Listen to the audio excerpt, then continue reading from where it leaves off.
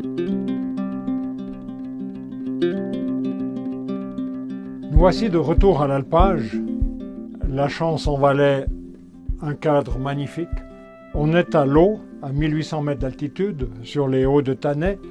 Cet alpage a une particularité, c'est un véritable cirque, entouré de montagnes tout autour, un peu d'herbage et un alpage très très sauvage. Je suis avec Martin Müller qui, avec son frère, gère cet alpage. Et la première question, c'est finalement sur tes fromages, c'est toujours marqué alpage Geurlot. Pourquoi?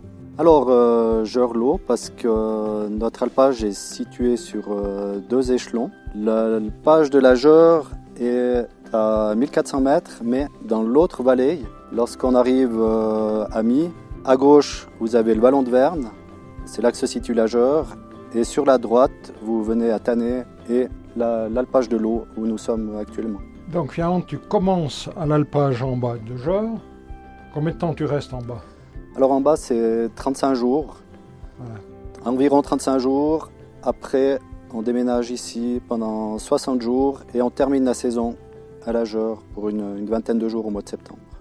Et là, tu dois passer d'une vallée à l'autre avec ton bétail. Vous faites ça avec des machines, vous faites ça à pied, comment est-ce que vous faites? Alors bien sûr, le bétail, on le déplace à pied. C'est une grande journée quand il faut tout déplacer. Il y a le bétail bien sûr et tout le matériel, de la fromagerie, de la traite, etc. Par des chemins aussi un peu difficiles. Si on devait caractériser finalement ton alpage, tu as un herbage spécifique? Est-ce que tu mets une adjonction de nourriture pour le bétail ou bien est-ce que ça fait vraiment naturellement sans rien? Alors ici, on peut le dire que les vaches, elles ont que ce qu'elles trouvent sur place. Donc il n'y a pas d'aliments concentrés, pas de céréales importées durant la saison. Elles doivent vraiment aller gagner leur pain, comme on dit.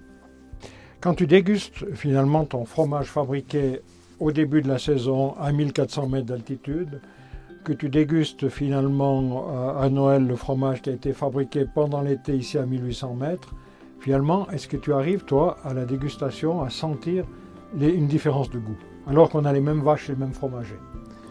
Alors la fabrication est identique des deux côtés, ça c'est clair, mais en venant en l'eau, on a un herbage particulier, c'est clair que le goût au fromage, il se ressent directement. Ici, on passe quand même un étage supérieur, avec des plantes complètement différentes et qui se ressent aussi au goût. Tu as un préféré? Ils sont bons les deux, il n'y a pas...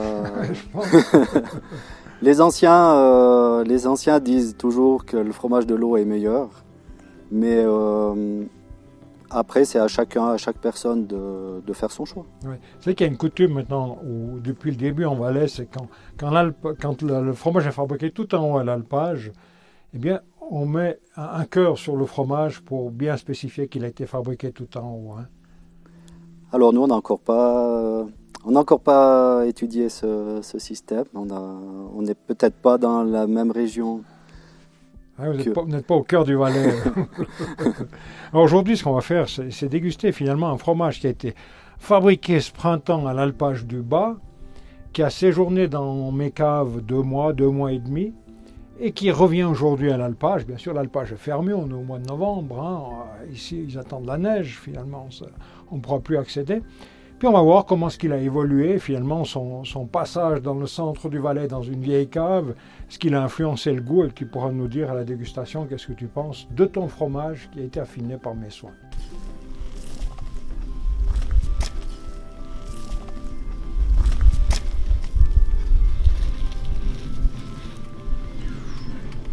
Belle, hein?